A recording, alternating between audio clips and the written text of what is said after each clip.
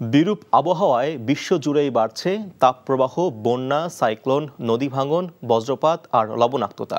বিশেষজ্ঞরা বলছেন, বিশ্বজুড়ে জলবায়ুর এমন পরিবর্তনের সাথে খাপ খাওয়ার চেষ্টা করতে হবে। পাশাপাশি নিতে হবে ইতিবাচক পরিকল্পনা। আর অধিক কার্বন নিঃসরণকারী দেশগুলোর উপর বাড়াতে হবে আন্তর্জাতিক চাপ। আবহাওয়ার রুদ্র রূপ নিয়ে ধারাবাহিকে চতুর্থ পর্বে দেখুন হাসান মাহমুদের রিপোর্ট। কার্বন নিঃসরণ, কয়লা, তেল এবং গ্যাস পোড়ানোর ফলে পৃথিবীর তাপমাত্রা ক্রমেই বাড়ছে। গত 50 বছরে হিট ওয়েভের স্থায়িত্ব বেড়েছে দ্বিগুণ। জলবায়ু পরিবর্তনের কারণে বৈশ্বিক তাপমাত্রা বেড়েছে 1 ডিগ্রিরও বেশি। বিশ্বের সাথে তাপমাত্রা বেড়েছে বাংলাদেশেও। হিট ওয়েভ বেড়ে যায় ইউরোপে, আবার সৌদি আরবে কমে গেছে, হিট ওয়েভটা কমে যাচ্ছে, সবাই বন্যা হয়েছে।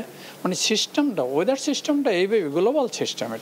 এটা এক জায়গায় একটু বেশি হবে, এক জায়গায় কমে যাবে। আমাদের বৈশ্বিক প্রভাবটাকে আমাদের হাতে নিয়ে কাজ করতে হবে। পরিবর্তন হলে আমাদের অ্যাডাপ্টেশনে যেতে হবে। বিকাশে কম খরচে ক্যাশ আউটের লিমিট বেড়ে 50,000, প্রিয় এজেন্টও 2টা।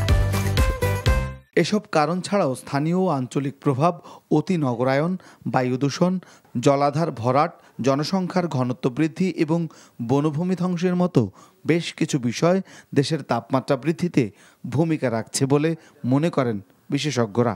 মানুষের কর্মকাণ্ড এই তাপমাত্রা বাড়াতে বেশ কিছুটা ভূমিকা রাখে এবং এটা যেন অন্তত এইটা যেন না হয়, এটা যেন বন্ধ করা যায়।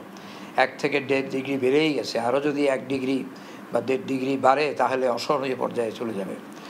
তো বিজ্ঞানীরা বা রাষ্ট্রপ্রধানরা একমত হয়েছেন যে অন্ততপক্ষে আগামী 50 বছর 100 বছর যেন আরও 1.5 অথবা 2 ডিগ্রির বেশি যেন তাপমাত্রা বেড়ে না যায়। বানের জল, পাহাড়ি ঢল, গ্রীষ্মের তীব্র তাপদাহ, দাবানল, বর্ষায় বৃষ্টিহীন দিন, নদী ভাঙন, বজ্রপাত, জলোচ্ছ্বাস, সুনামি কিংবা তীব্র শীত যেন ক্রমেই বাড়ছে বিশ্বজুড়ে। Global circulation pattern of weather systems এবং ক্লাইমেট সিস্টেমের ব্যাপক পরিবর্তন হওয়ার কারণে চরম ভাবাপন্ন ওয়েদার সিস্টেম ক্রমান্বয়ে বৃদ্ধি পাচ্ছে। শুধু পরিবর্তনই হচ্ছে না, এই পরিবর্তনের যে হার তারও পরিবর্তন হচ্ছে। একসময় দেশের 64 জেলার আনাচে কানাচে সর্পিল আকারে প্রবহমান ছিল খাল। সেই খালগুলো নদীতে মিশত, নদী গিয়ে সাগরে। সেই খালগুলো এখন মানুষের দখলে মরে গেছে। নদীর বুকে চর জেগেছে, দূষণে দুর্ভোগে নদীও। আর এই প্রভাবগুলো পড়ছে জলবায়ুতে।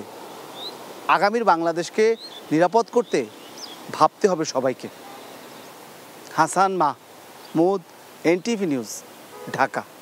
বিকাশে কম খরচে ক্যাশ আউটের লিমিট বেড়ে 50,000, প্রিয় এজেন্টও 2টা।